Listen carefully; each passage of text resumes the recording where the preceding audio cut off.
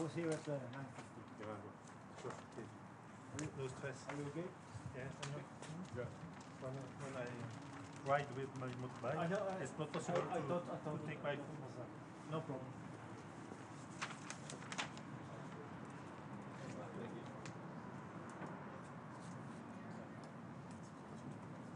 Hi, Mike. Are we from Good and you?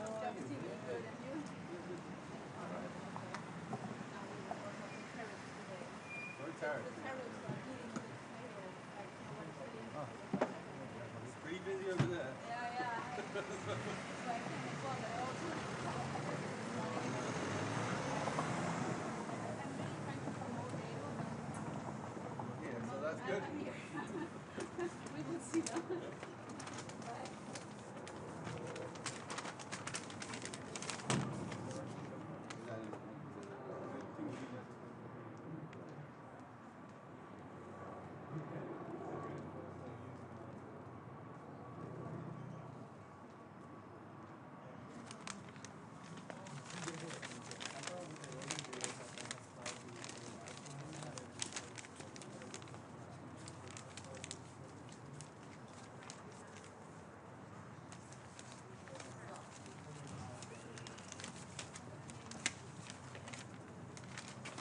Hello.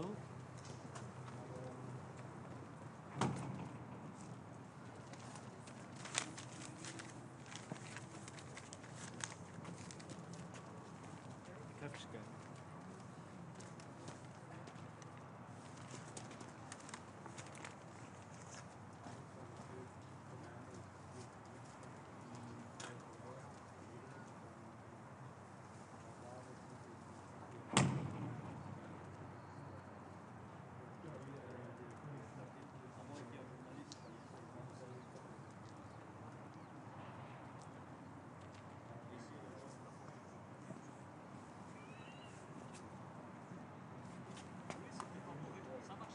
Hey. Hey, goed gehaald? Ja, goed. Ik ben op tijd. Ja. Goed, oké. Als ik dus die andere pas heb, mag ik in een fast track. Ja. Oh ja. Ik heb het gisteren wel weer in die gesproken, stond gisteren aan de balie. Oh, ben jij dat? Ja, ik ben gebeld. En ja, ik denk. Ja, kort haar. Not looking at me. Hey, dit is een jongen die zegt, die heeft gezegd gebeld en we komen er nog op terug. Maar dat is een probleem, ze komen nooit ergens op terug. Ja. Alexander. Ja.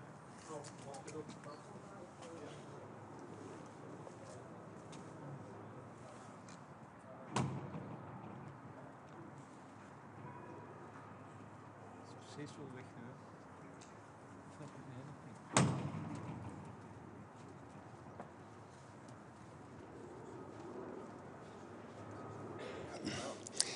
So I'm very happy that Secretary Rubio has a first visit to NATO. I just met him last week in DC, so I'm very happy to welcome Rubio as well here. The most important is that we're now going to decide to increase the spendings from European side to defense. Estonian government decided a month ago that we are going to increase our spendings for defense from the next year up to 5% at least. We probably do more because we are following the regional defense plans we adopted already during the Vilnius NATO summit. So I do expect that this discussion today as well, and then the summit in The Hague will be decisive, at least 3.5% of GDP for everybody. So I'm happy I see as well many European governments deciding to increase the defense spendings. So it is very crucial because Russia will remain a threat, and President Trump's message has been very clear, not now only, but even during the first period of when he was in office. And also many other US presidents have said that Europe needs to invest more, and we understand that this is reality, and we do finally that. Of course, Estonia would have been more happy that these tying on decisions would have come like 10 years ago. But finally we are there, and it's very important. And of course, the second topic is Ukraine. We need to continue to support Ukraine on military level, also sanctions.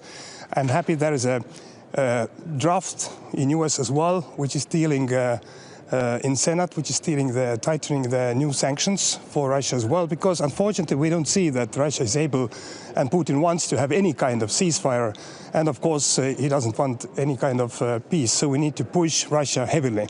And at the same time we need to give military support to Ukraine, that Ukraine can fight for our freedom and for their own freedom. So thank you very much. Minister, how important is it for you to... From signal chat groups from the US administration with some disrespectful comments about European allies. Why are the United States still a reliable ally? We have many comments. This is rhetorics, and we're living in a new era in the meaning of diplomacy. But the most important is to follow the facts and follow the behavior in real life.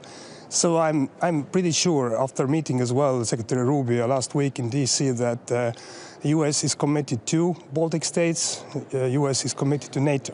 But as I mentioned as well, we need to do our part. So let's not following every kind of comments, but let's do our job.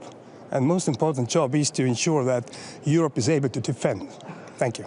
Minister, how important is it for your country, but also for NATO's defense plans, to get to know exactly from Secretary Rubio in which ways and to what extent the US may be reducing its role in Europe?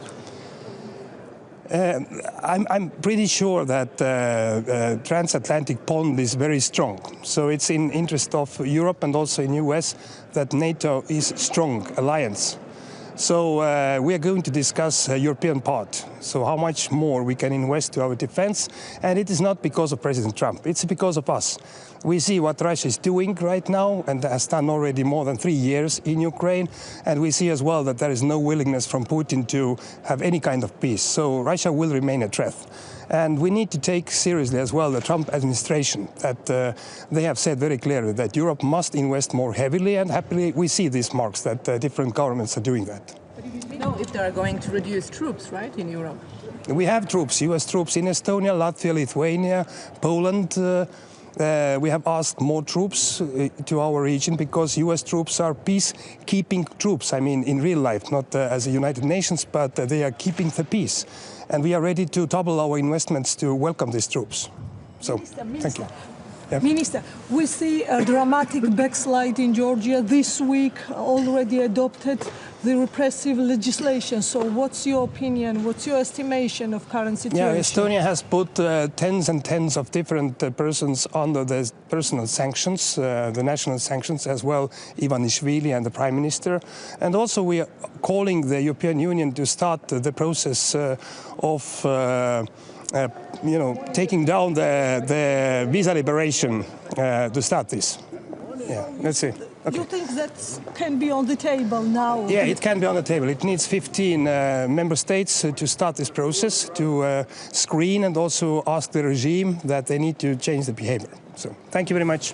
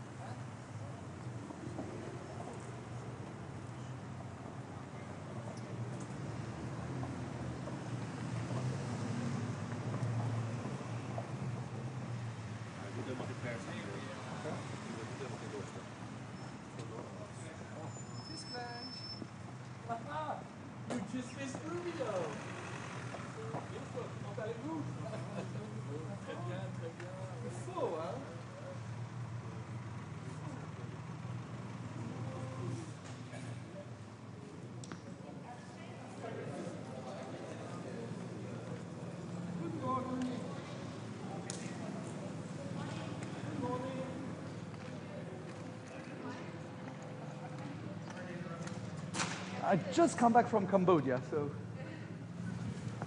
Herr Wette, Die USA kommen jetzt wieder hierher mit mehr Forderungen an Europa, mehr zu tun. Muss Europa jetzt eigentlich alles tun, was die USA sagen, um die USA in der NATO und damit die Abschreckung aufrechtzuerhalten? Also es sind viele verschiedene Messagen, die wir bekommen. Ich glaube, heute Morgen wird es mal zuerst ein Moment der Wahrheit sein. Was will Amerika überhaupt noch mit Europa zu tun haben? Sollen wir weiter zusammenarbeiten? Das ist mein Wunsch. Auch wenn es ein bisschen komplizierter ist, auf jeden Fall, dass wir gemeinsam sehen, dass wir gemeinsamen Feind haben, das ist Russland. Und Amerika soll nicht Europa als Feind sehen. Wir waren Partner, wir sind Partner und wir sollen auch Partner bleiben. Und wir haben nichts, also Amerika entscheidet nicht, was Europa zu tun hat, aber Europa entscheidet auch nicht, was Amerika zu machen haben. Und wir sollen nur sehen, wo wir auch was Gemeinsames Besseres machen können. Ich bin der Überzeugung, dass jetzt mit den Tariffs am Ende des Tages der amerikanische Mittelschichtbürger es bezahlen wird. Und der hat gestimmt für Trump, indem er geglaubt hat, dass er die Inflation besiegen wird. Und das wird Gegenteil. Es wird Inflation in Amerika kommen. Also ich bin bestimmt kein Nobelpreis in der Wirtschaft. Aber wenn jeder Tariffs bekommt, dann wird nachher der Konsument diese Tariffs bezahlen. Und das ist nicht im Sinne weder von uns noch von den Amerikanischen. Also, aber ich hoffe, dass wir gemeinsam einen Nenner finden und dass wir auch sehen, dass es noch Gemeinsamkeiten gibt. Und das wäre meine Hoffnung. Inwiefern sind denn die USA noch ein vertrauenswürdiger Verbündeter, nachdem wir jetzt in diesen Signal Leaks der US-Regierung durchaus respektlose Kommentare gegenüber den Europäern gelesen haben? Wir sehen, dass nichts garantiert ist und dass das, was wir geglaubt haben, dass wir blind vertrauen können, nicht da ist. Wir müssen pragmatisch sein. Wir sehen, dass mögliche Positionen ändern können. Aber das, was heute richtig ist, kann morgen wieder falsch sein. Das muss man auch wissen. Und ich glaube, dass wir einfach pragmatisch gehen müssen. Ich habe es einmal in Polen gesagt, wenn wir zu schwach sind, werden wir gefressen. Und wenn wir nicht diskutieren, dann werden wir getötet. Also am liebsten ist es schon Stärke zu zeigen, aber Stärke heißt nicht, keine Kompromisse zu suchen. Aber man muss schon, wir sind doch auch nicht die Blöde in der Geschichte ist. Wenn wir strafen, weil es sind doch Strafen, es sind keine Tariffs, es sind Strafen, die man bezahlen soll, dann soll man nicht nur zugucken, aber man muss auch reagieren. Und das, was ich schade finde, ist, dass nachher nur der amerikanische und der europäische Konsument diesen Ärger bezahlen muss, weil das heißt, dass alles steigt und auch die Wirtschaftsprognosen für Amerika. Also es sind dann vielleicht jetzt Betriebe, die in Europa sind oder in China sind, die dann in Europa bauen müssen. Aber wenn es dann nachher amerikanische Betriebe gibt, die dann in Europa bauen müssen, damit sie den Stempel Made in USA oder Made in Europe bekommen, um dann keine Tariffs zu bekommen, bringt keinem was. Also. Bei Handelsfragen ist Europa vielleicht, hat den USA noch was entgegenzusetzen, aber im militärischen ist Europa ja sehr abhängig von den USA. Was hat Europa da überhaupt für ein... Wir sollen nicht abhängig sein. Wir sind immer abhängig bei allem. Wir haben es gesehen beim russischen Gas, wir haben es gesehen bei der Covid-Situation. Wir sind immer abhängig. Ich glaube, Europa muss man auch einmal sich bewusst sein, dass wir auch selbst abhängig sein müssen. Wir können nicht immer auf die anderen zählen. Es ist wie ein Paar. Es gibt auch Scheidungen. Auch wenn es bei der Flitterwoche immer alles gut geht, bei der Hochzeit alles gut geht, gibt es auch Momente, wo es nicht so gut geht. Und dann ist schon wichtig, dass jeder auch seine Zukunft aufgebaut hat. Und ich will jetzt nicht sagen, dass ich dass es Scheidung kommen soll. Aber es gibt im Moment Konfliktpotenzial. Und dann muss man auch als Europäische Union nicht nur mit dem Finger im Mund da sein, aber auch sehen, wie wir Energie, wie wir wirtschaftlich, wie wir militärisch, wir haben einen gemeinsamen Feind, das ist Russland. Und wir sollen nicht die Geschichte frisch schreiben. Es ist die Ukraine, die Russland angegriffen hat, es ist Russland, die Ukraine angegriffen haben. Und wir haben heute eine gemeinsame Gefahr in Europa und auch weltweit, das ist Russland. Und das muss sogar ein kleines Kind verstehen können. Tschüss.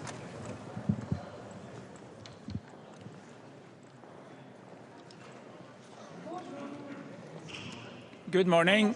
From Norway side, I would like to say that as a founding father of this great alliance, we really care about its health and its togetherness in its ability to deliver.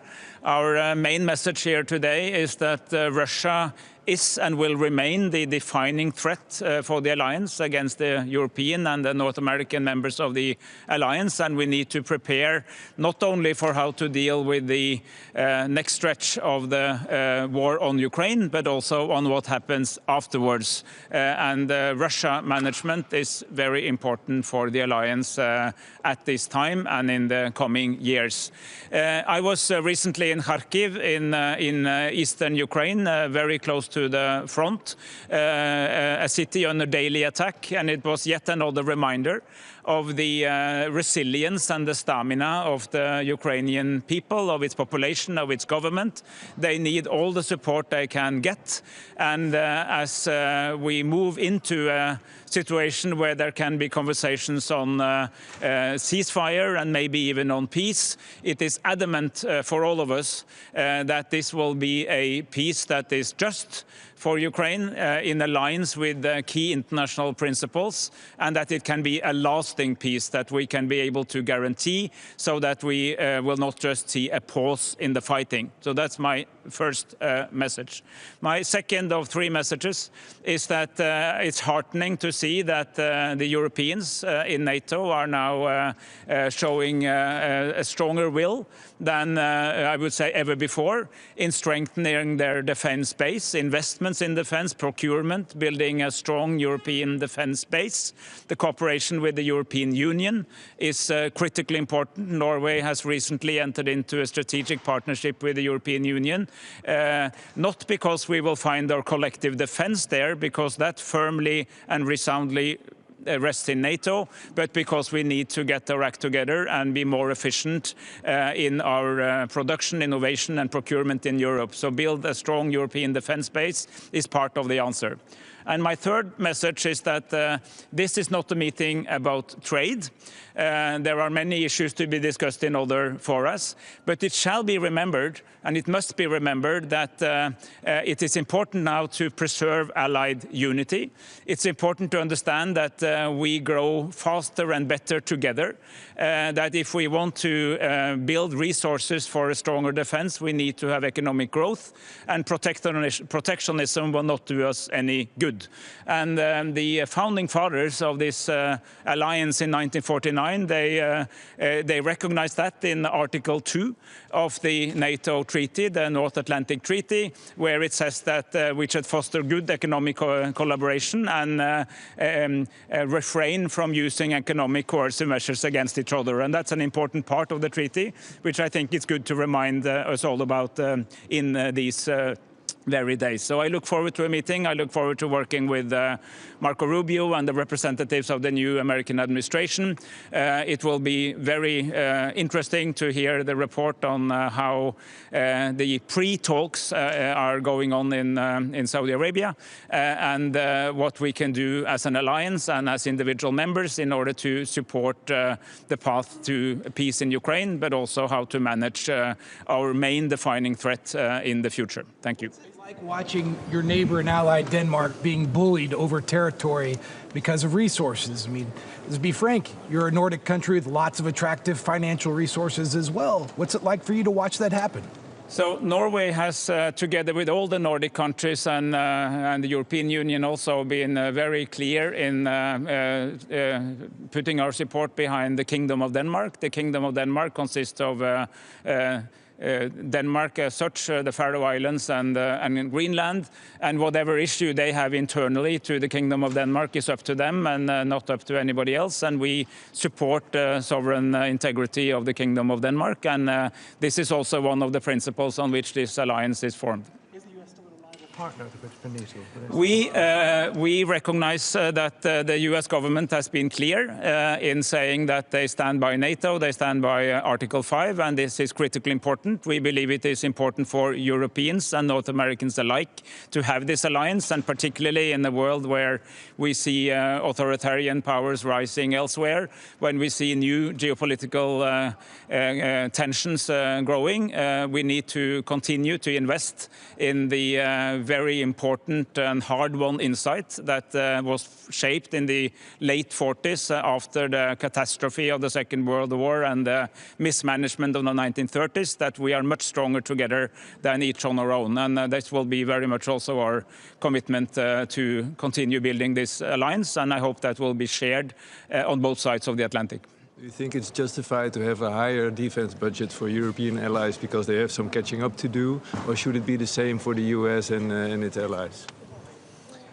We will have discussions now in the coming days, weeks and months up to the summit. And this will also be about our shared commitment to spend more, but also to spend more smartly.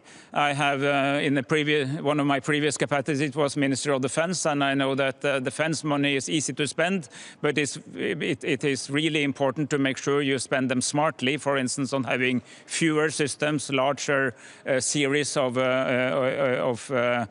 systems, of vehicles and ships and planes and so on, and that we also have the critical enablers. So it's both about how much we spend and also how we spend them smartly and spend them together, which again takes me back to the close European cooperation on building a stronger defense base. And I'm not commenting on the numbers because these are things we will be discussing inside. Minister, with all the turbulence, is Norway thinking about joining the EU? Norway is the most connected non-member, and this is our view, but also the European Commission's view. We have a European Economic Agreement, and we have 100 other connections to the EU and work closely with them. What is most important for us is that the EU succeeds in building, in maintaining the values and principles that is embedded in the treaties, but also increasing its competitiveness, and we will contribute to that. And then people are discussing these questions, but right now this is the focus of the government. Thank you.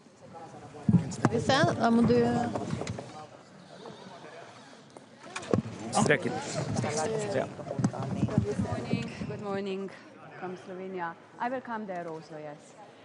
Very good morning. I'm looking forward to today's discussion with our allies and also with Secretary of State, Mr. Rubio. It will be the first opportunity that we are sitting together at the table. So we have to prepare well for our June summit in Hague. I'm also looking forward that we will discuss with our Indo-Pacific partners. We have a lot of common challenges, Euro-Atlantic partnership and the security challenges that we are all faced. When it comes to Ukraine, I wish to repeat that we are supporting all the efforts for a ceasefire, for a permanent, just and lasting peace for Ukraine based on international law and the UN Charter. And this is even more important for Slovenia as a non-permanent member state in the Security Council. I also would like to stress that discussing with our partners, meaning that we wish to discuss about our common challenges, our security, our deterrence, and what more we can do together.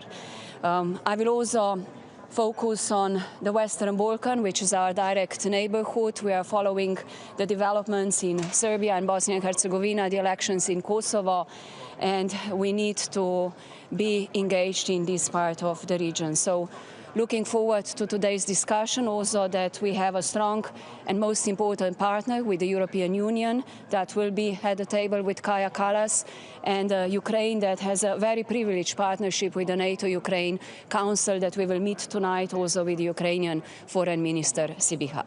Thank you. Dobar dan. Po slovensko? Ja. Ja, lepo pozdravljeni. Danes bo prva priložnost, da sedimo skupaj vse zaveznice z novim državnim sekretarjem oziroma sekretarjem Rubijem za mizo, da se pogovarjamo o skupnih izzivih in kaj narediti kot zavezništvo v tem, da krepimo našo skupno varnost, našo skupno odpornost. Slovenija se zaveda, da bomo morali narediti več. Pogajanja o samih številkah se še niso začela, je pa seveda smiselno govoriti o tem, kam vse bomo namenjali naše vse napore za krepitev varnosti naše Slovenije. Tako da danes se veselim predvsem slišati tudi stališča ameriškega državnega sekretarja Rubija, predvsem pa, da se bomo pogovarjali skupaj o varnostnih izzivih, ko gre s partnerji Indo-Pacifika, ko gre z ukrajinskim zunanjim ministrom. Tu lahko ponovim stališče Slovenije. Podpiramo vsa prizadevanja za premirje, ki bo trajno in pa seveda za mir v Ukrajini. Pravičen, trajen mir v Ukrajini, ki bo temeljil na načelih ustanovne listine Združenih narodov, mednarodnega prava, tudi zato, ker smo v varnostnem svetu Združenih narodov. Tako da z indo-pacifiškimi partnerji zagotovo bomo govorili ne o sami varnosti, ampak tudi o hibridnih grožnjah, dezinformacijah, o naših skupnih izzivih, ki jih imamo in kako krepiti tudi obrambno industrijo. In ko govorimo o obrambni industriji, mislim tudi na znanost, inovacije, raziskave. Dotaknila se bom zagotovo tudi Zahodnega Balkana, dogajanja v Beogradu, dogajanja v Bosni in Hercegovini, volitve na Kosovu. To je pomembno tudi za našo neposredno soseščino in varnost. Tako da razprave danes in jutri bodo zagotovo izjemno dinamične. Tudi naša najstrateško pomembnejša Evropska unija bo za mizo skupaj s Kajo Kallas in pa ukrajinski zunanji minister se nam bo zvečer pridružil na NATO Ukrajina svetu, ki pa je pravzaprav najbolj privilegiran del odnosov, ki ga ima Ukrajina z zaveznicami.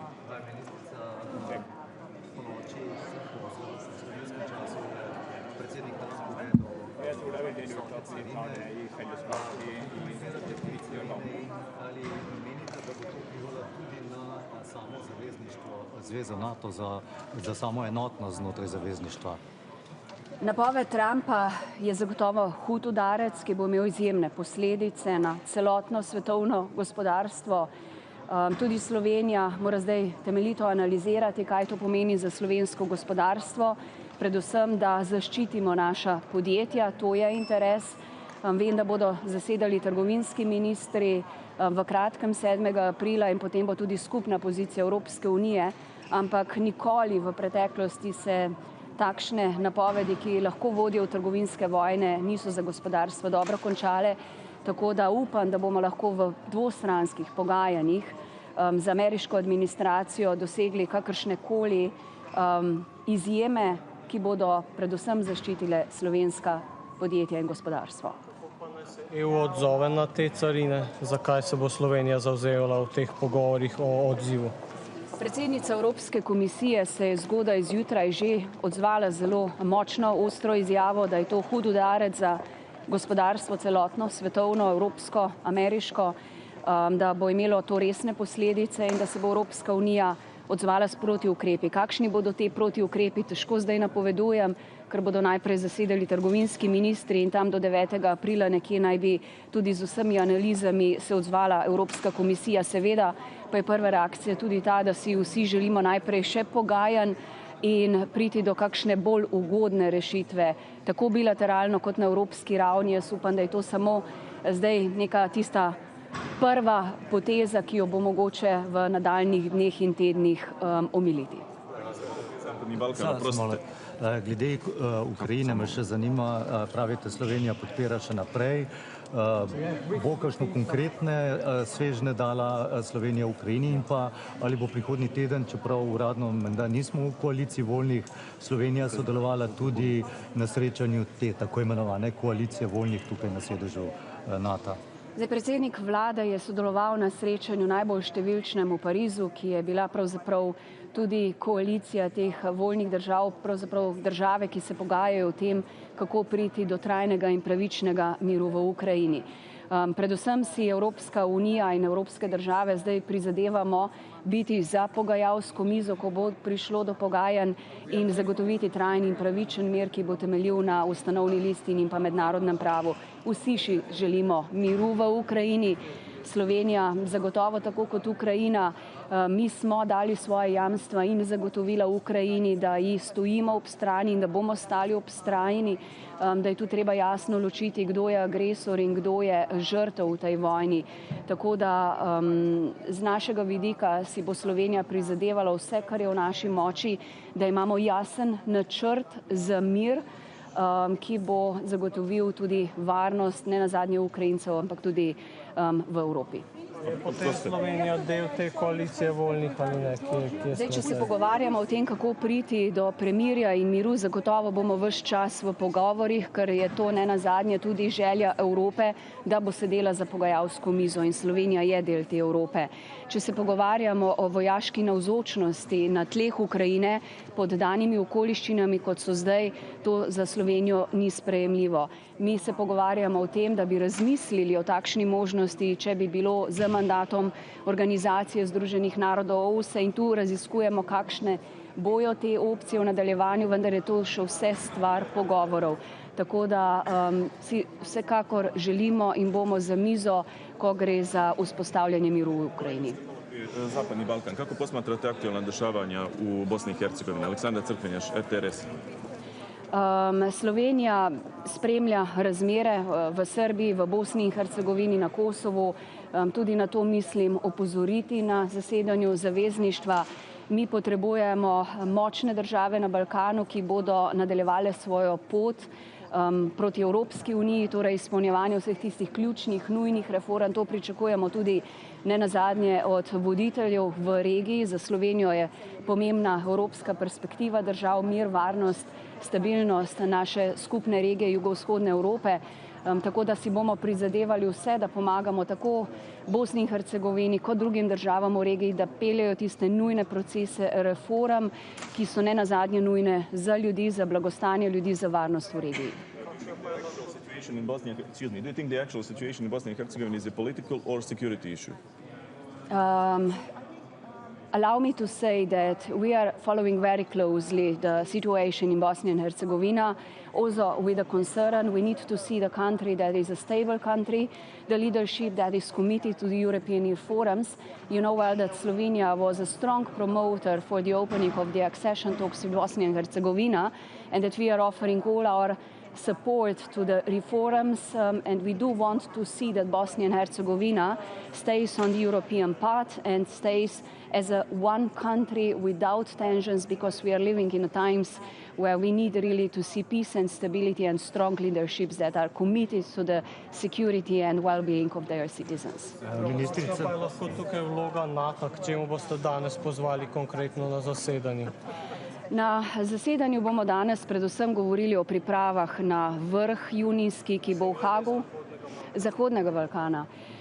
Zdaj, pred kratkim je Severnoatlantski svet obiskal KFOR. Mi ves čas opozarjamo, da mora biti ta navzočnost in zavedanje nad možnostjo nasilja, incidentov, nevarnosti v sami regiji, da je navzočnost tudi zavezništva tu pomembna. Mi imamo države, ki so države zveze NATO, tako da sam razvoj razmer v Srbiji, v Bosni in Hercegovini, na Kosovu, kjer je veliko politične nestabilnosti, je nekaj, česar ne smemo zanemariti. In tudi zveza NATO mora to s pozornostjo spremljati, tako da me veseli, da je sam Severnoatlantski svet res obiskal KFOR in se zaveda, da so v naši regiji jugovzhodne Evrope napetosti izjemno močne in prisotne. Mogoče samo še vprašanje glede dvigovanja stroškov izdatkov za obrambo. Omenili ste, da bo treba tudi Slovenija to okrepiti. Dokdaj vi pričakujete, da bi recimo Slovenija dosegla vsaj 2%, ker zdaj pritisk je vedno večji? Zdaj v Sloveniji razprave o tem potekajo, pričakujemo tudi en izdelan načrt v kratkem, verjetno v mesecu aprilu, od tistih nosilnih akterjev države, Ministrstva za obrambo, tudi v sodelovanju s kabinetom predsednika vlade in ostalimi relevantnimi resorji. Zavedamo se, da bo Slovenija morala narediti več, tudi to, da bomo mogli doseči 2% bruto domačega proizvoda v čim krajšem času. Predvsem pa bo tu pomembna tudi razprava, kaj bomo namenjali ta sredstva. Zdaj v Sloveniji vlada ali pa v Evropi je občutek neke, bi rekla, ali histerije ali ustvarjanja nekega strahu. Mislim, da ni razlogov za to. Mi govorimo o tem, kako okrepiti svojo varnost, kako okrepiti varnost, ki ni samo obrambna varnost, gre ne nazadnje tudi za kakovost življenja ljudi. In ko govorimo o obrambnih izdatkih, če govorimo o doseganju 2% BDP-ja ali željah, ki jih nakazujejo ameriška stran danes, da bi ta odstotek moral biti še večji, vendar pogajanja se še niso začela. se bomo morali zelo intenzivno pogajati, da to ne gre na račun socialne države. Torej, kam bomo vlagali denar in kako ga bomo nabrali, bodo kar resne razprave v Sloveniji. Ne želim jih prejudicirati, vem, da moramo narediti več, ampak te razprave bodo potekale doma, bodo šle tudi skozi vlado, ko bodo načrti na mizi, in tudi skozi državni zbor. Slovenia is a very good friend of Georgia, but how do you estimate this dramatic backsliding of democracy and situation with human rights and adaptation of this repressive legislation? What do you think? I just wish to say that we were strongly supporting Georgia democracy, the freedom of media, the European path of the country. So we are following with serious concerns, and I do hope, I was myself years ago a rapporteur for visa liberalization for Georgia, and at that time this was one of the most tangible things and most when people really felt European at their hearts. So I do hope that we will see that Georgia in the years to come and that we will play a supportive role to it. Sorry, I have...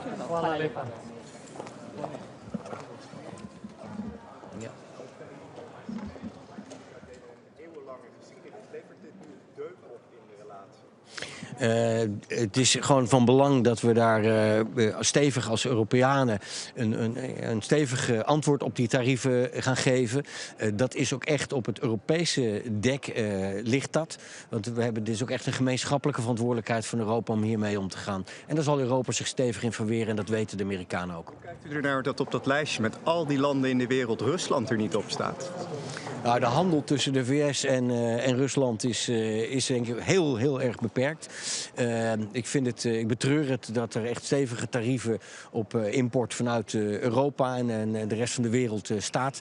En daar gaan we als EU daar een robuust antwoord op geven. Maar het is toch vreemd dat Aruba, Sint Maarten er wel op staan en Rusland niet? Er staan andere worden minder geraakt dan het Nederlandse deel van het Koninkrijk. Waar het om gaat is dat je ziet dat de Trump-administratie, de Trump-regering echt een andere koers kiest als het gaat over wereldhandel. Vrijhandel is bepaald niet hun uitgangspunt. Zij menen dat hoe de wereldhandel op dit moment in elkaar zit, dat zich dat tegen hun belangen keert. En nemen rauwe maatregelen om dat op te schudden. Maar daar gaan we als Europa ook gezamenlijk in een stevige respons in geven. Tot slot, vandaag is bekend geworden dat Hongarije uit het ICC stapt. Nederland is gastland. Wat is uw reactie erop? Ja, ik betreur dat. Ik vind het internationaal strafhof is een belangrijke instelling. En voor Nederland als gastland komen daar ook verantwoordelijkheden en verplichtingen mee. En een van die verantwoordelijkheden is dat wij het betreuren dat Hongarije deze stap zet. Ik begrijp dat het proces om dan daadwerkelijk het strafhof te verlaten, dat ongeveer een jaar duurt. En tot die tijd zal Hongarije sowieso moeten voldoen aan de verplichtingen die daarbij horen. Denkt u dat dit een opmaat is naar meer? Dat er meer landen zullen volgen? Kijk, we leven nu in een wereld vol onrust, oorlog en onzekerheid, waarbij ook de internationale instellingen niet altijd even populair zijn bij iedere regering. Wat Nederland betreft, wij zien belang bij die multilaterale ordening, bij die internationale rechtsorde. En dat blijven we ook zien. Wij zien daar een breder belang bij en ook bij het handhaven daarvan. What we could expect today from the Council, EU, or NATO, Ukraine? What decisions we could expect from that? I don't expect new, very specific decisions on that today, but of course this will be an important part of the discussions. So I'm very much looking forward also to the dinner that we'll be having in presence also of the Ukrainian foreign minister. And Marco Rubio, do you expect that he will bring something to the table at this council? I look forward to meeting him here, and I look forward to discussing matters with him here. I believe NATO is very important, not only for European allies and Canada, but also in the interest of the United States. European stability and European security is very important, I believe, also for the US in the end. Is the US still a reliable partner? Very disrespectful comments from the US administration in a leaked signal chat. How trustworthy, how reliable are the United States still as an ally? As the Netherlands is concerned, we believe that the US is an important ally.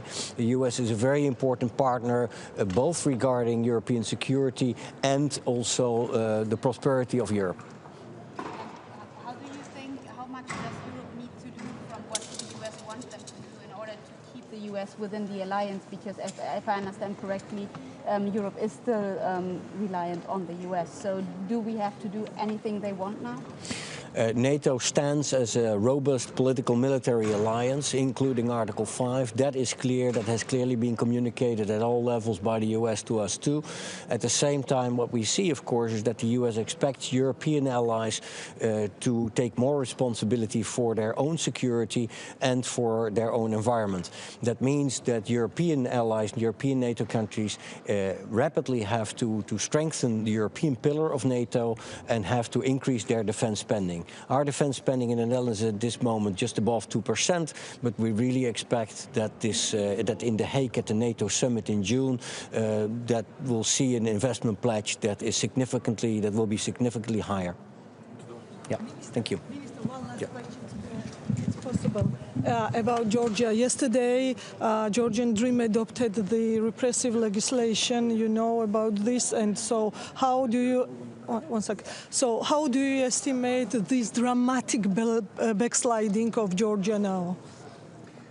I believe that it is very concerning that there's such a backsliding taking place in Georgia. You've seen the declaration by the EU High Representative, Mrs. Kallas, and the European Commissioner for EU Enlargement, Mrs. Kos, and also from the Netherlands as a key EU member state. We fully stand behind that. We're very concerned about the developments in Georgia, also because we see that such a large part of the Georgian population is pro-European, wants to strive towards this European horizon, and we want to encourage them to stand, to continue that stand. Which measures can be used? Very quickly, just. I'm here to NATO at the NATO ministerial meeting. This is not the opportunity to discuss such measures, but you've seen that as EU we've also taken steps regarding, for example, the visa requirement for Georgian diplomats. Thank you. Thank you. Yeah.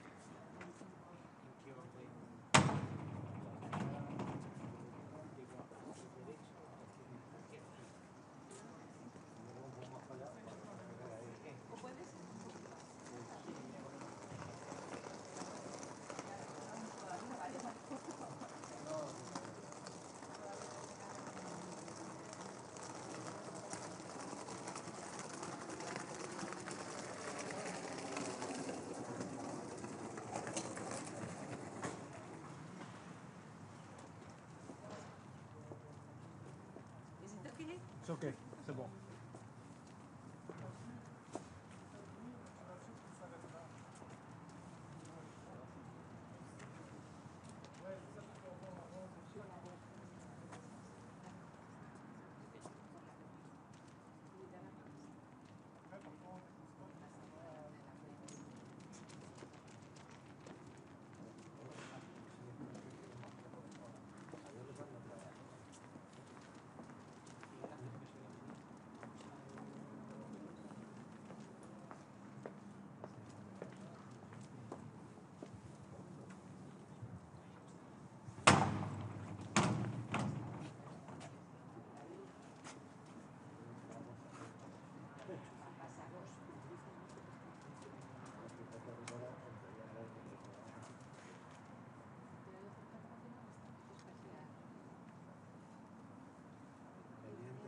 asociado, vive en la sociedad o no sé.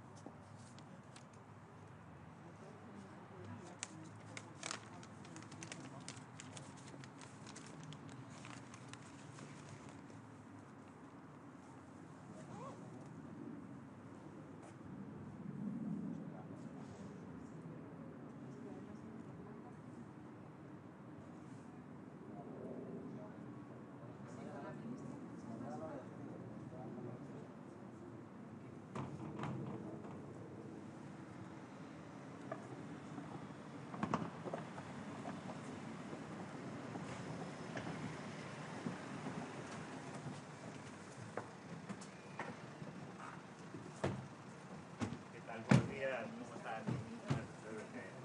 ¿Qué tal? Buenos días. Buenos días.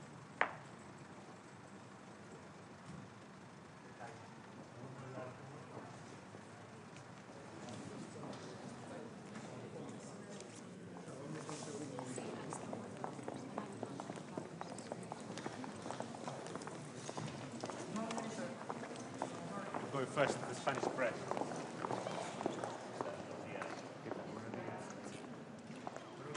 Acudimos a esta ministerial.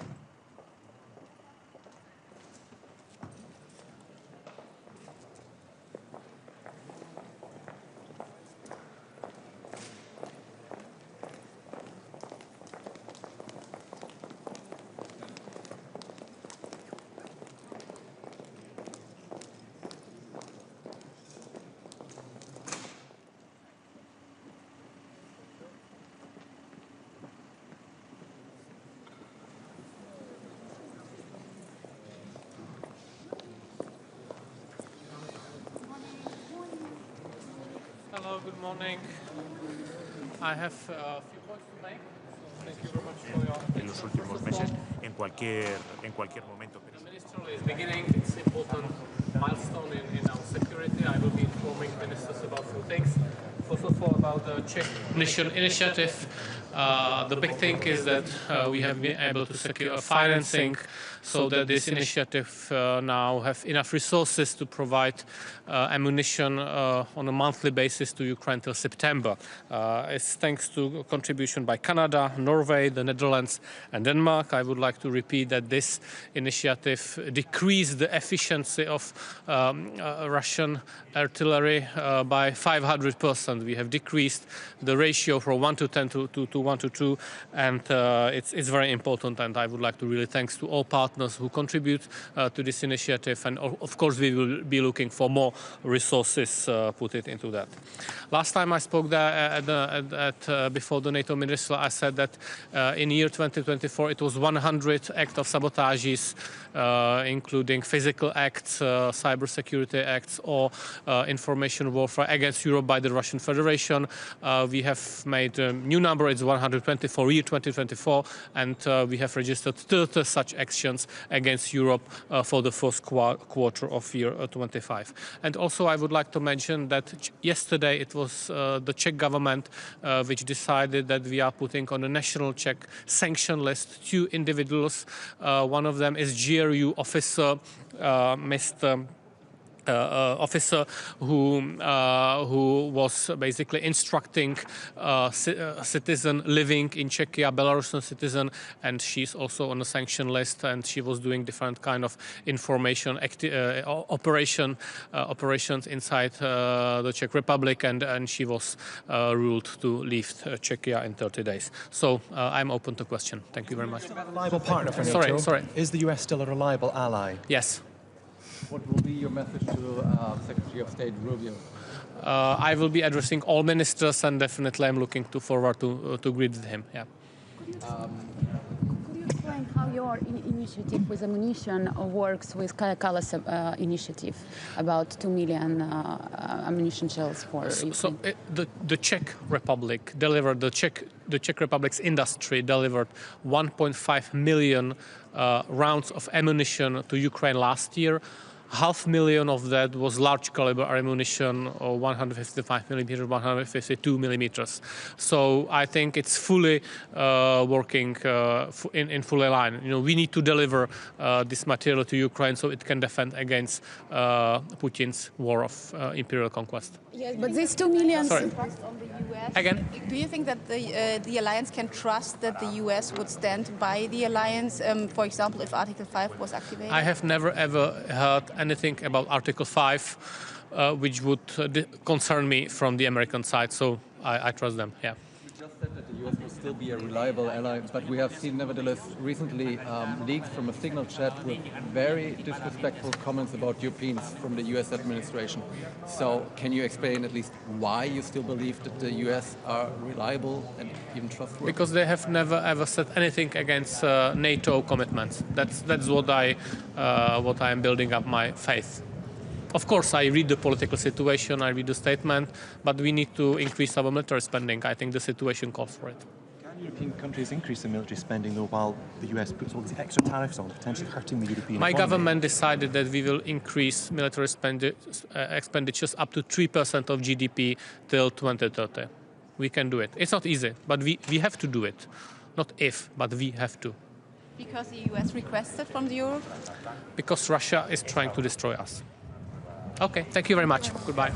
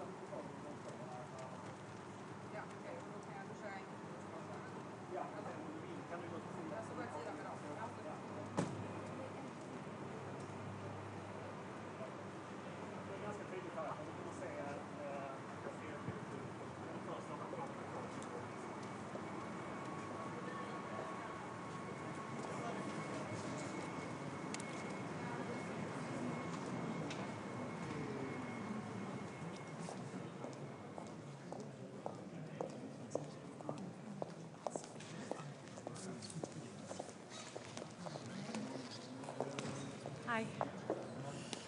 Good morning. Good to be here again. I look forward to meeting my colleagues, and I'm glad that our colleague from Ukraine, Andriy Sybiha, will be joining us to give us an update on the situation on the ground. And support to Ukraine is crucial at this moment, as Sweden just delivered its 19th military support package, which is our biggest so far, and I urge my colleagues to do even more. It is about our common security. I also look forward to the discussion on increased target on defense spending. Sweden has doubled its defense spending in 4 years, and we're ready to do a lot more. And finally, I look forward to the meeting also with the Indo-Pacific countries. I believe that our security is becoming more and more interlinked, and I think that the clearest example of this is that we have the presence of North Korean troops also in Russia. Thank you very much. Is the US still a reliable partner? Excuse me? Is the US still a reliable partner? Yes, US is a very reliable partner. I have a very good discussion with my colleague Marco Rubio, and he very much appreciates what Sweden is doing on defense spending, and of course expects Europe to do more, and I think that is the only way to act at this moment. But they have been very clear to that commitment to NATO and also Article 5. What's it like watching your neighbor and ally Denmark being bullied over territory? Well, of course, we support Denmark in every way, and the future of Denmark and Greenland only belongs to the Danish and the Greenlanders. Thank you.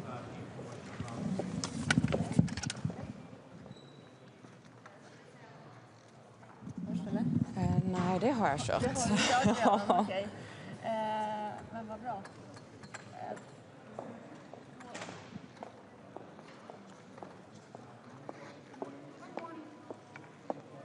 Good morning. I'm Baiva Braža, Latvia's foreign minister. It's good to be back at NATO. And today we have quite a tough agenda, which will be continued. The main issue for us is obviously strengthening NATO, strengthening transatlantic bond, making sure that the deterrence defense of NATO is as viable as it has been for 76, 77 years. Tomorrow is NATO's birthday, so a big day, I think, for all of us. For NATO, it's pretty straightforward. The KPI of success is keeping peace and security that NATO has been able to keep for 76 years among allied nations, and for the protection of 1 billion citizens. We are stronger than ever. Sweden and Finland has been fully integrated, both in military terms, in NATO, 32 allies strongly together. US commitment unshakable. I look forward seeing Secretary Rubio again. We were in Washington last week for a serious conversation. We'll continue it here. Support to Ukraine, to self-defense of Ukraine, is a second priority for us. So we look forward discussing with Minister Sybiha how we can best support Ukraine's legitimate self-defense. And of course, Indo-Pacific partners are as important as ever for all of us, because the challenges to global security don't limit themselves to the US or Europe. It's not just Euro-Atlantic security. We are all connected. We see it in the war in Ukraine, but we see it in cyberspace. We see it in coercive behavior by China in the Indo-Pacific. So all those challenges to us as states, but also to our citizens, are important. But also they are prominently on the minds of our citizens, so they need to be addressed. China, of course, is a systemic challenge, while Russia is the most direct and significant threat to Euro-Atlantic security. So terrorism as important to our citizens. So all those issues will be covered in these meetings. We have seen disrespectful. We have seen disrespectful comments about European allies made by US officials in a leaked signal chat. Why do you still believe the United States are a reliable and trustworthy ally? Because they are. I mean, we all use sometimes rhetoric that not necessarily reflects the actuality of relationships that we have. Having friends for America is as important as for Europeans having strong friends and having those relationships. In Latvia, we are pretty straightforward. We spent currently 3.7% of GDP for defense. We spent on top of that, about 1% for supporting Ukraine. Quarter of that is military assistance. But we also invest a lot of resources in internal security, which is another big part, and strengthening the eastern border of NATO and the EU. We do that because we take security seriously. And of course, when we see that others don't, there are countries that don't even reach 2%, we ask, we feel we are paying also for your security. That's not okay. So we actually support US calls for more defense spending from those European allies that don't step up. Friends, but there's a war like at the border of Europe, and the US wants Europe to like take care of their own security and also about the peacekeeping in Ukraine all by itself. So how does that feel? Like doesn't like the US let you alone there? It's much more complicated than that. So I mean, I understand your comments, but it's more nuanced than that. The interest of keeping peace and security, it's a common interest. There is no difference between the US and Europeans or Canadians and Europeans that peace for the whole Euro-Atlantic area is extremely important. And throughout NATO's history, we have seen different stages of how we have responded to various situations. Today, we don't have the luxury to decide whether we want to participate in a certain operation or not, because the threat is against Euro-Atlantic security. As you said, the war is in Europe. So quite clearly, Europeans need to step up, maintaining very close transatlantic bonds, understanding US assessments, where China features much more prominently than in European assessments. So that is a reality, and we have always been able to cover those differences. So there are differences of opinion. It's about how we manage them, and we have always been able to manage them. So we'll be able to manage them also this time. What assurances did you get from Secretary Rubio about the US's future in the alliance? And it's not only Secretary Rubio. Across the board, it's pretty straightforward that commitment to NATO is unshakable. NATO should become stronger, more lethal, more united. And again, defense spending prominently comes up that there is a requirement to finance the defense plans that we have, finance the force structure, finance capabilities that are indicated in those defense plans that allies are not delivering. So it's not just abstract percentage, it's for concrete defense plans, for concrete capabilities that we all need. Thank you.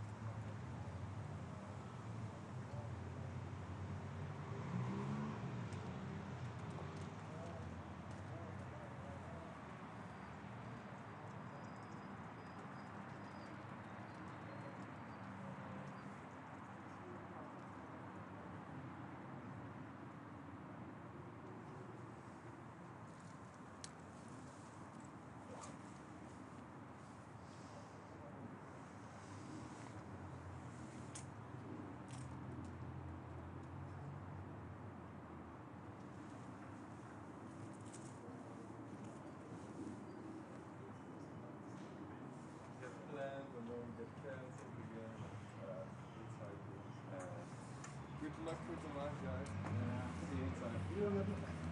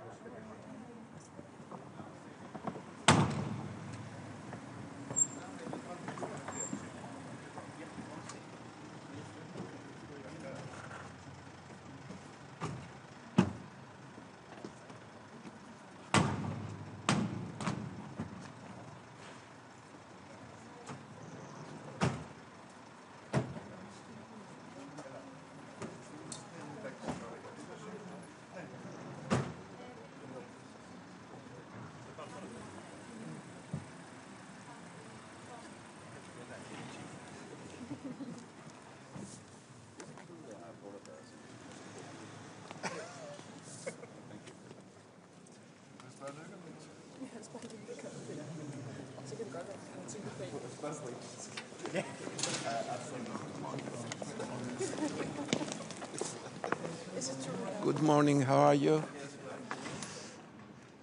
Please allow me to speak in Greek, and I'm sorry for this. Apologies. Σήμερα έχουμε μια κρίσιμη διάσκεψη των Υπουργών Εξωτερικών του ΝΑΤΟ, σε μια ιδιαίτερα σημαντική συγκυρία για την ανθρωπότητα. Ο πόλεμος στην Ουκρανία εξακολουθεί να έχει βαριές συνέπειες, ένας πόλεμος που δεν αφορά μόνο την περιοχή, αλλά αφορά συνολικά την παγκόσμια σταθερότητα και την αρχιτεκτονική ασφαλείας. Θα πρέπει να υπάρξει άμεση κατάπαυση στην Ουκρανία, η οποία θα διασφαλίζει τη βιωσιμότητα, την εδαφική ακεραιότητα και την κυριαρχία της Ουκρανίας και βεβαίως θα έχει την Ουκρανία ως μέρος της συζήτησης για την επίλυσή του. Ιδιαίτερα σημαντική θα είναι η συζήτηση για την νότια γειτονία, την Βόρεια Αφρική, τη Μέση Ανατολή και την περιοχή του Σαχέλ. Πρόκειται για την πιο ευάλωτη περιοχή σήμερα παγκοσμίως, πλήττεται από πολλαπλές ανθρωπιστικές κρίσεις και πολέμους. Θα πρέπει να διασφαλιστεί η ειρήνη και η ευημερία των λαών, έτσι ώστε να μπορεί η περιοχή να αποκτήσει τη σταθερότητα η οποία είναι αναγκαία για το παγκόσμιο περιβάλλον. Η Ελλάδα έχει ιδιαίτερη ευαισθησία στα ζητήματα τα οποία αφορούν την παράτυπη μετανάστευση και την ελευθερία της ναυσιπλοείας και τα ζητήματα αυτά θα τεθούν από τη χώρα μας στο πλαίσιο της συζήτησης που θα ακολουθήσει. Η συζήτηση επίσης θα επικεντρωθεί στα ζητήματα της περιφερειακής συνεργασίας με τις χώρες του Ινδοειρηνικού. Πρόκειται για μια σημαντική συνεργασία η οποία θα αφορά την κυβερνοασφάλεια, τις υβριδικές απειλές αλλά και όλες τις άλλες απειλές οι οποίες αυτή τη στιγμή πλήττουν την παγκόσμια οικονομία και την παγκόσμια ασφάλεια. Πριν από 69 στις 4 Απριλίου του 1949, σαν αύριο, υπογράφηκε η συνθήκη του Βορειοατλαντικού Συμφώνου. Μαζί με τον Οργανισμό Ηνωμένων Εθνών και την Ευρωπαϊκή Ένωση αποτέλεσε στην πραγματικότητα τη βασική δομή πάνω στην οποία οικοδομήθηκε η παγκόσμια αρχιτεκτονική ασφαλείας για δεκαετίες. Είναι εξαιρετικά σημαντικό να διατηρηθεί ο δεσμός αυτός ακέραιος, έτσι ώστε να πορευτούμε από κοινού σε ένα εξαιρετικά σύνθετο περιβάλλον με μεγάλες γεωπολιτικές μεταβολές. Είναι σημαντικό να διατηρήσουμε τόσο τις κοινές μας αξίες, τις κοινές μας παραδοχές σε ό,τι αφορά τα ζητήματα ασφαλείας, αλλά επιπλέον να στηρίξουμε και μια οικονομία η οποία θα είναι ευημερούσα στο παγκόσμιο περιβάλλον. Η επιβολή μονομερών περιορισμών σε ό,τι αφορά την κίνηση εμπορευμάτων δεν κατατείνει στην οικονομική ασφάλεια. Τα όποια προβλήματα τα οποία υπάρχουν σε σχέση με το παγκόσμιο εμπόριο μεταξύ συμμάχων θα πρέπει πρωτίστως να επιλύονται επί τη βάση της αμοιβαίας κατανόησης και του διαλόγου. Η Ελλάδα θα τηρήσει μια δημιουργική στάση, είναι υπέρ της αυτονομίας της Ευρωπαϊκής Ένωσης και υπέρ της διατλαντικής συνεργασίας και θα επιδιώξουμε με κάθε μέσο να συνεργαστούμε ωφέλιμα προς το κοινό καλό και συμφέρον. Σας ευχαριστώ πολύ. Thank you.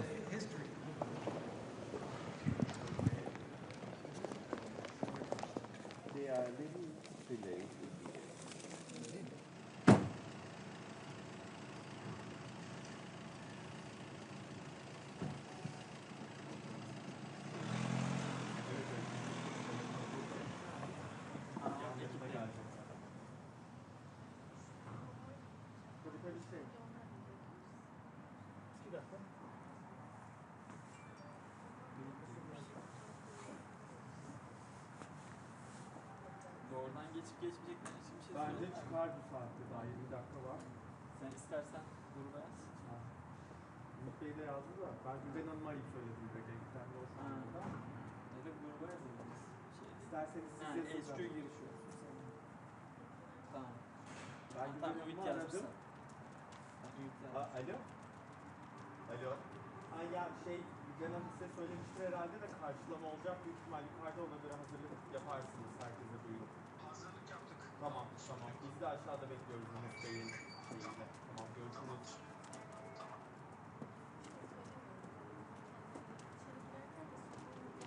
Yok zaten.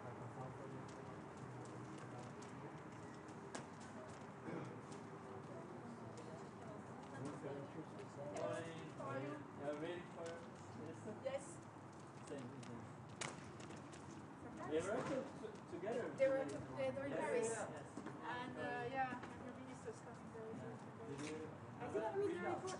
some push, but I didn't read it. Statements. Yeah. I didn't see that.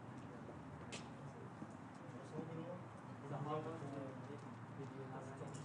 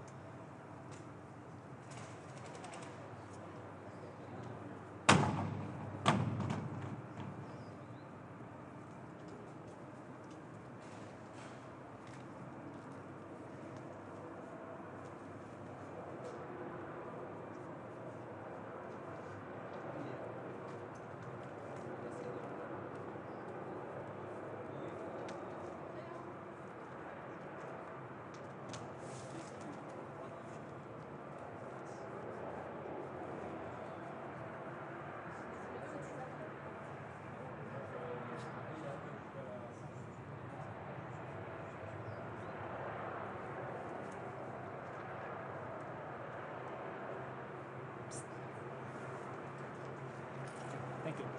Merci.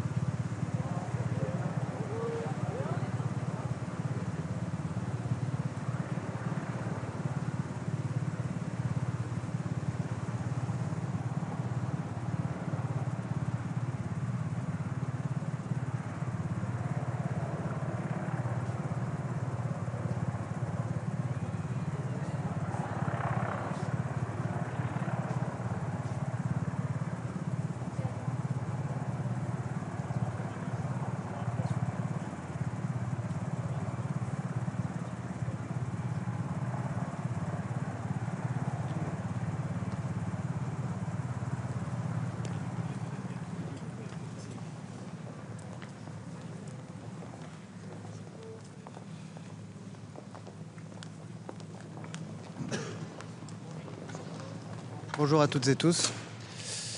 Bien, face au temps troublé que nous traversons, face au nouveau désordre mondial qui s'installe, plus que jamais, les membres de notre alliance doivent faire preuve d'une solidarité sans faille.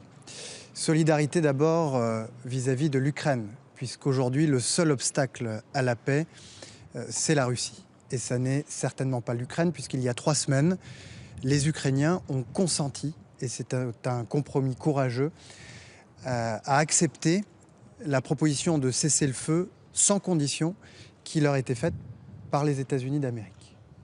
Et depuis 3 semaines, nous avons vu Vladimir Poutine multiplier les manœuvres dilatoires, poursuivre ses frappes sur les infrastructures énergétiques et poursuivre ses crimes de guerre. Il appartient désormais à la Russie de dire si oui ou non elle souhaite un cessez-le-feu. J'irai même un peu plus loin. La Russie doit aux États-Unis d'Amérique, qui se sont engagés pour parvenir à un cessez-le-feu, une réponse. C'est stop ou encore. Solidarité face à la menace que représente aujourd'hui la Russie et qui est une menace pour l'ensemble des membres de notre alliance, au nord comme au sud et à l'est comme à l'ouest. D'abord parce que la Russie consacre aujourd'hui 10% de sa richesse nationale à son effort de guerre, 40% de son budget national à ses dépenses militaires, et que Vladimir Poutine a annoncé cette semaine une nouvelle conscription de 160 000 soldats, la plus importante depuis 14 ans. Et puis ensuite parce que Vladimir Poutine a choisi délibérément d'installer la menace dans le champ nucléaire, avec une révision de la doctrine, avec un partenariat renforcé avec les puissances proliférantes comme l'Iran ou la Corée du Nord, et puis avec l'utilisation inédite de cette menace comme un moyen d'intimidation au service de sa guerre d'agression russe en Ukraine. Dans ce contexte, les efforts menés par la France et le Royaume-Uni doivent permettre un sursaut dans le soutien à l'Ukraine. Et nous avons annoncé par la voix du président de la République jeudi dernier à Paris, aux côtés du président Zelensky, un nouvel effort de 2 milliards d'euros en soutien à la résistance ukrainienne.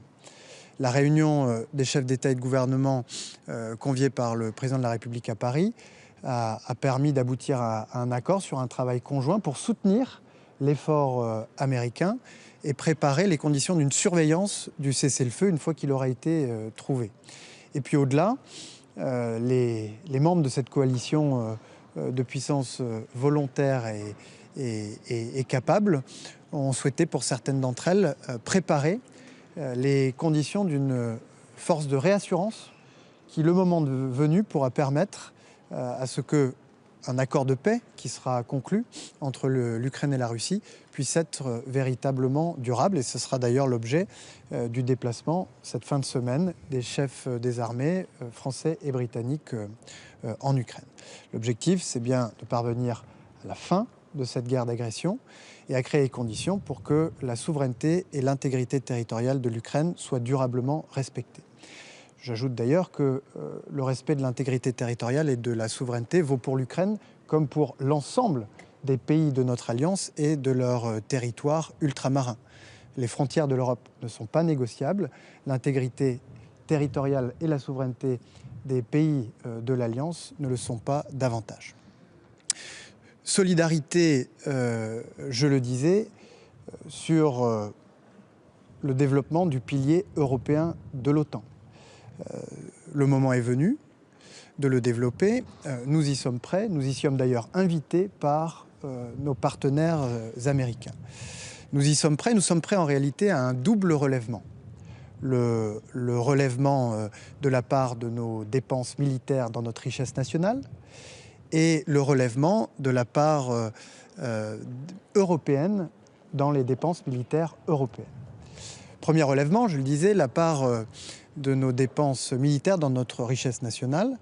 Au niveau national, nous sommes parvenus, grâce à 2 lois de programmation militaire voulues par le président de la République, à atteindre le seuil des 2% de la richesse nationale consacrée à notre effort militaire. Et le président de la République a fixé un objectif de 3 à 3,5%. Et nous nous préparons à le faire. 3,5%, c'est à peu près le niveau des dépenses militaires américaines.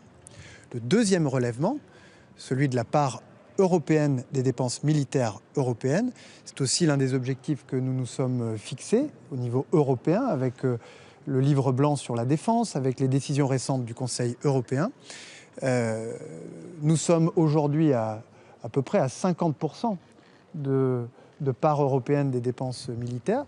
Nos partenaires américains sont à peu près à 100% de part américaine des dépenses militaires américaines. Nous avons donc des marges de progrès considérables pour développer cette part européenne dans nos dépenses militaires. Solidarité, je le disais, sans faille, qui est requise aujourd'hui de la part de tous les membres de l'Alliance. Solidarité qui est néanmoins éprouvée par les décisions qui ont été prises et annoncées hier par le président Trump avec l'application des droits de douane réciproques qui auront des conséquences négatives sur l'économie américaine comme sur les économies de l'ensemble des membres de l'Alliance. C'est le cas d'ailleurs de l'économie européenne et le président de la République recevra aujourd'hui à 16h les représentants des filières concernées pour évaluer les conséquences de ces décisions.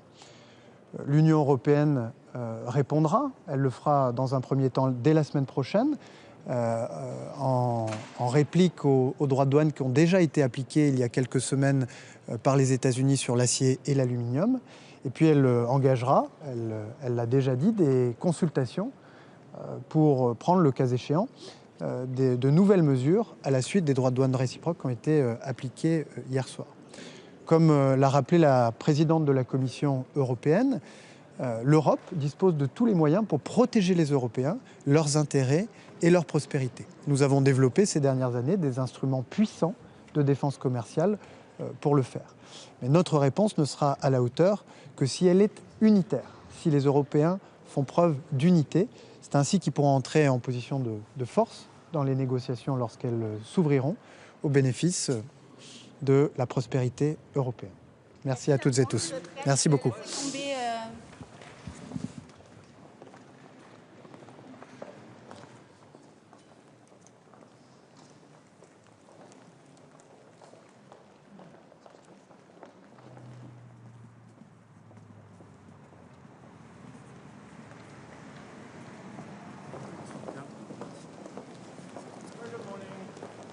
The German Foreign Minister will make her statement in German. Die deutsche Außenministerin auf Deutsch. Außenministerin.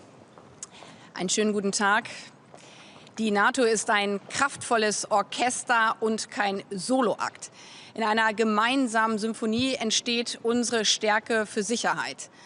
Einer für alle und alle für einen. Das hat diese Verteidigungsallianz über 75 Jahre stark gemacht und dazu geführt, dass wir die stärkste Verteidigungsallianz für unsere eigene Sicherheit und für unseren Frieden sind. Und das gilt erst recht in diesen Zeiten. Daher bereiten wir hier den Haager Gipfel der NATO-Staaten intensiv vor. Dabei sind 4 Punkte besonders wichtig. Erstens, Europa übernimmt mehr Verantwortung für unsere eigene Sicherheit und für die Sicherheit des transatlantischen Bündnisses.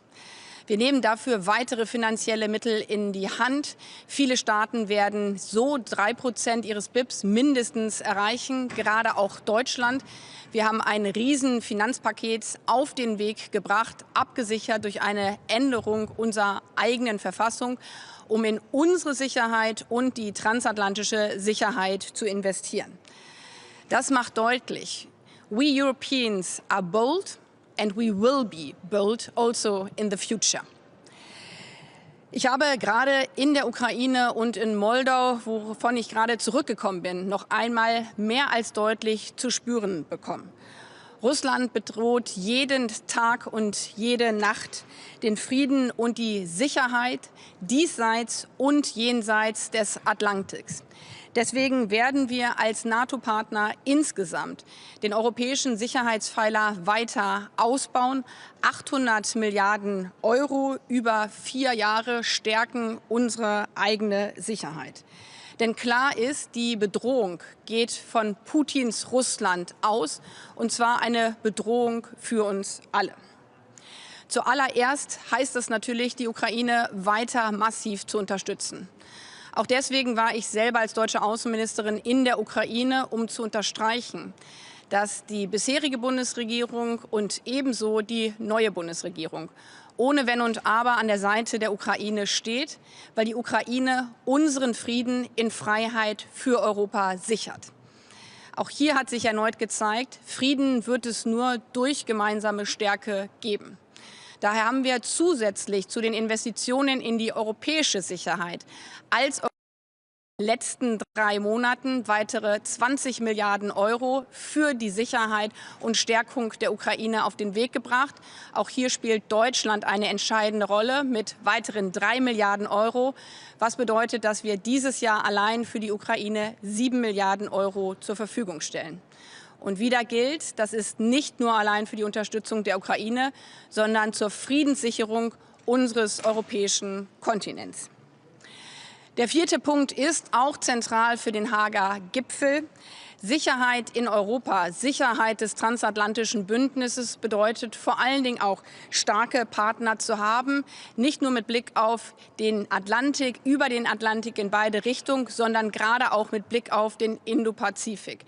Daher gilt die Bündnisstärke weiter auszubauen, indem wir gemeinsame Antworten für die regelbasierte internationale Ordnung finden, gerade mit unseren Partnern des Indopazifiks, weil auch hier wir gemeinsam erleben, dass unser Einstehen für die gemeinsamen Regeln uns gemeinsam stärker macht und schützt vor Aggressionen von Russlands, aber auch dem aggressiven Agieren Chinas, wie wir es gerade erneut auch im Indopazifik durch Übungen erlebt haben.